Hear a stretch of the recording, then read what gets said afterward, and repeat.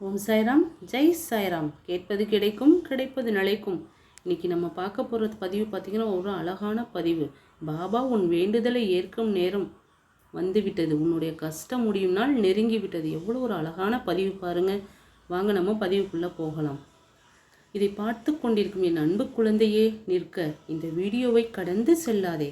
இன்றைய நாள் இந்த நிமிடம் முதல் உன் வாழ்க்கையில் பல வருடங்களாக தீர்க்க முடியாத கஷ்டங்களுக்கு முற்றுப்புள்ளி வைக்கும் நாளாக மாறப்போகிறது. நீ யாரிடமும் சொல்ல முடியாமல் இரவில் தலையணில் முகது புதைத்து அழுதாயே, பாபா என்னை ஏன் இன்னும் சோதிக்கிறாய் என்று கதறினாயே. அந்த கதறல் சீரடி துவாரகமையை அடைந்து விட்டது. இன்று பாபா உன்னிடம் நேரடியாக பேசுகிறார். மகனே, மகளே, உன் சோதனை காலம் முடிந்துவிட்டது. உன் கஷ்டங்களை நான் என் தோளில் ஏற்றுக்கொண்டேன். எவ்வளோ ஒரு அற்புதமான வார்த்தைகள் நமக்கு பாபா கொடுக்கறது. நீங்கள் ஆத்மார்த்தமாக நினச்சி பாருங்கள். நமக்கு நிறைய கஷ்டம் இருக்கப்போ நம்ம அவரை நினச்ச நேரத்துலேயே நம்மளோட மனசு லேசாக மாறும். இதுதாங்க நம்மளோட சாய்பாபா. உன் மனதில் எத்தனை பாரம், கடன் பிரச்சனை என்னை மூச்சு திணற வைக்கிறதே என்ற கவலையா? என் குடும்பத்தில் நிம்மதியே இல்லை, எப்போதும் சண்டைதானே, எப்போது ஒற்றுமை நிலவும், அமைதி நிலவும். இவ்வளோ பேர் ஏக்கமாக பார்த்துருப்பீங்க. எவ்வளோ உழைத்தும் ஒரு நல்ல வேலையோ முன்னேற்றமே கிடைக்கவில்லையே. நிறைய பேர் இப்போ பார்த்தீங்கன்னா நிறைய படிச்சுட்டு அதுக்கு தகுந்த வேலை இல்லாமல், தகுந்த சம்பளம் இல்லாமல் ரொம்ப கஷ்டப்படுறாங்க. அந்த பிரச்சனையெல்லாம் பாபா தீர்த்து வைக்கணும் என்ற ஏமாற்றமா? உடலில் நோய் வேதனை என்னை வாட்டுகிறதே என்ற பயமா? உலகம் உன்னை தவறாக புரிந்து கொண்டிருக்கலாம், நெருங்கியவர்களே உன்னை ஒதுக்கி இருக்கலாம். ஆனால் பாபா சொல்கிறார், உன்னை உலகமே கைவிட்டாலும் நான் உன்னை கைவிட மாட்டேன் என் தங்கமே. நீ சிந்திய ஒவ்வொரு துளி கண்ணீருக்கும் ஈடாக இனி உன் வாழ்வில் சந்தோஷத்தை கொட்டுவேன். நம்பிக்கையோடு இரு என் செல்லமே. சீரடியில் பாபா வாழ்ந்த ஒரு காலத்தில் நடந்த ஒரு சம்பவத்தை பார்க்கலாம் பாருங்க. அப்போ பாபா அந்த காலத்தில் எவ்வளோ கஷ்டப்பட்டிருக்காரு. ஆனால் அவர் அதை கஷ்டம்னு எடுத்துக்கலை. ஆனால் அதை மக்களுக்கு ஒரு பாடமாக சொல்லிட்டு போயிருக்காரு. அதுதாங்க நம்ம சாய்பாபா.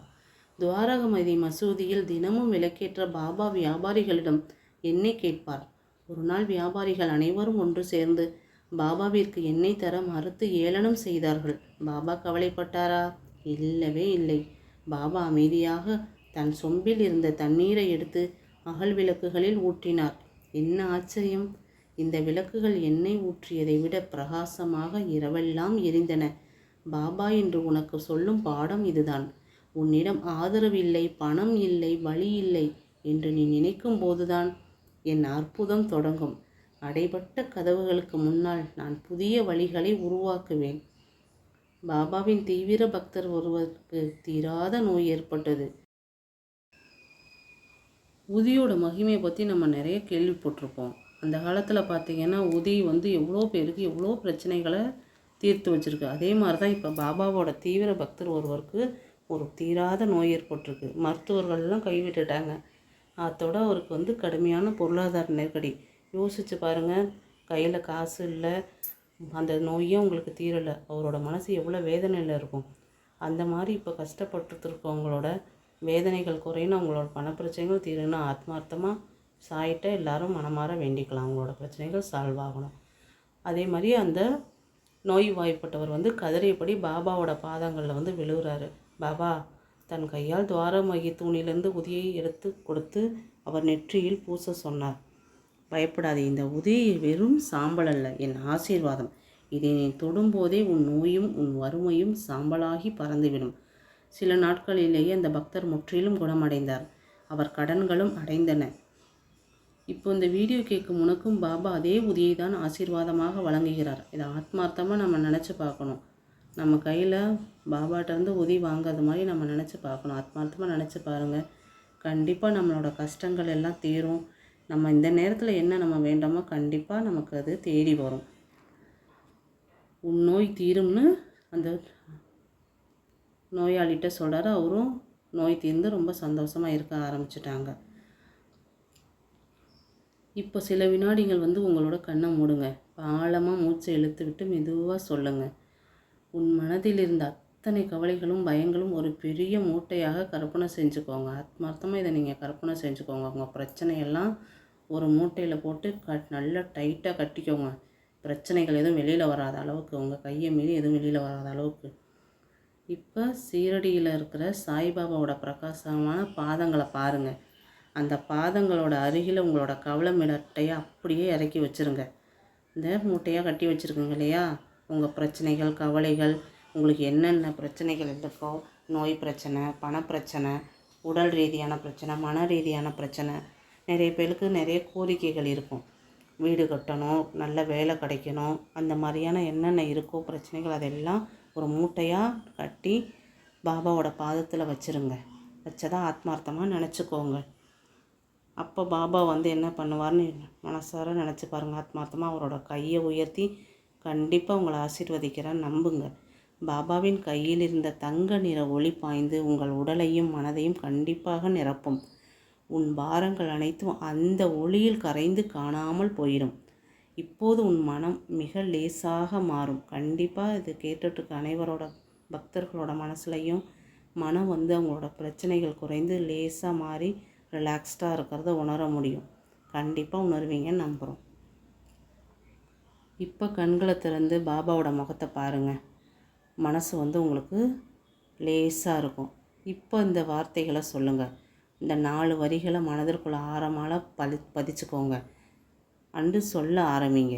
பாபா என் கூடவே இருக்கிறார். எனக்கு எந்த தீங்கும் நேராது. என் கடன் மற்றும் பண பிரச்சனைகள் இப்போதே தீரத் தொடங்கிவிட்டன.